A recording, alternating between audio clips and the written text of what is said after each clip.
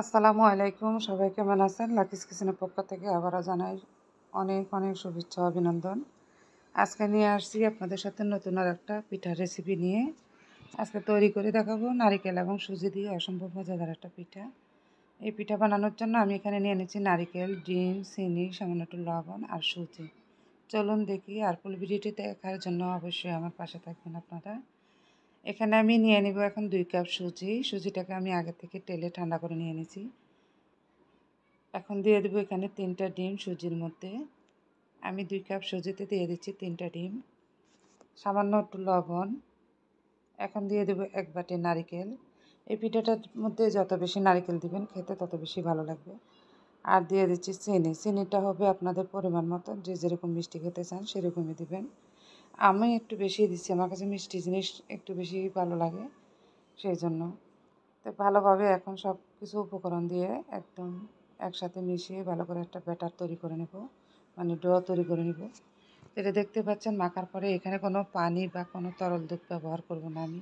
এটা সম্পূর্ণ দুধ, নারিকেল, চিনি দিয়ে ব্যবহার করা হবে। আর চিনির মধ্যে যে পানি আছে সেই পানি দিয়ে এটা হয়ে যাবে।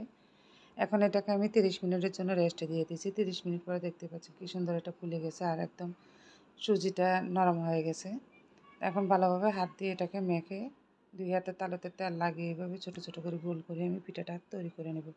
আপনারা চাইলে যে কোনো সাজ করে নিতে পারবেন, আমি কোনো সাজ করে নিই।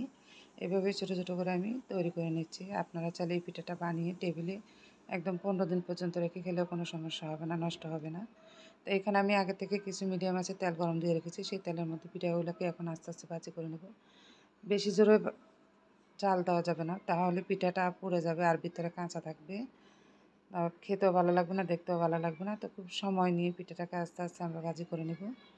তো আমার ভিডিওটি যদি ভালো লেগে থাকে অবশ্যই একটা সাবস্ক্রাইব করে দিবেন, আর যদি শেয়ার করে দিবেন, সবাই লাইক কমেন্ট করে দিবেন। তো এইভাবে খুব সহজে বাসায় চাইলে আপনারা পিঠাটা তৈরি করে নিতে পারেন। এটা বানানো একেবারেই সহজ। শুধু নারিকেল, ডিম আর সুজি লাগবে এই পিঠাটা বানানোর জন্য। আর এই পিঠাটা বানায় 15 দিনের মতন করে টেবিলে রেখে খেতে পারবেন, বা একটা এয়ারটাইট বক্সে রেখেও দিতে পারবেন। তো এইভাবে করে সময় নিয়ে একটু গোল্ডেন কালার করে আমি পিঠাটাকে ভাজি করে নেব। সত্যি অসাধারণ এই পিঠাটা খাইতে। প্রতিটা কামড়ে নারিকেলের ঘ্রাণ পাবেন, আর নারিকেল দিলে এই পিঠাটা অনেক একটা সুন্দর ঘ্রাণ বার হয়, খুব সুন্দর একটা স্মেল বের হয়।